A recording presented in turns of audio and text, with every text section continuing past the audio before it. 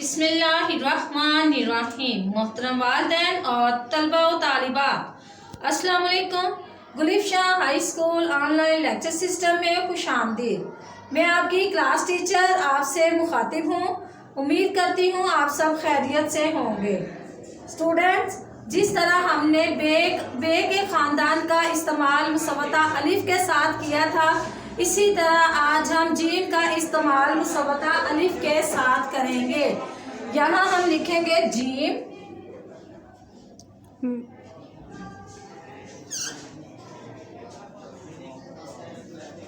जमा का निशान लगाएंगे, अलिफ और बराबर का निशान लगाते हुए जीम की छोटी शक्ल को, ये देखें, ये है जीम की छोटी शक्ल, और इसको हम मुसव्वता अलिफ के साथ मिलाएंगे तो ये बन जाएगा जीम अलिफ जा, जीम अलिफ जा।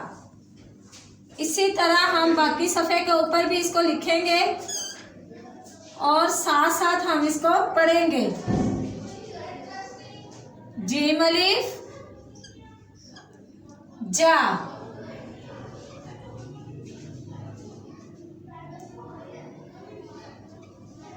जीम अलिफ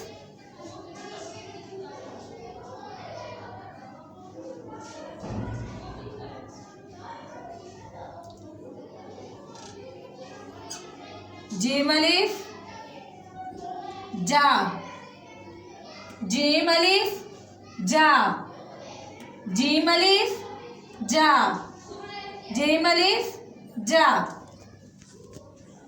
Press bell icon, like, comment and share.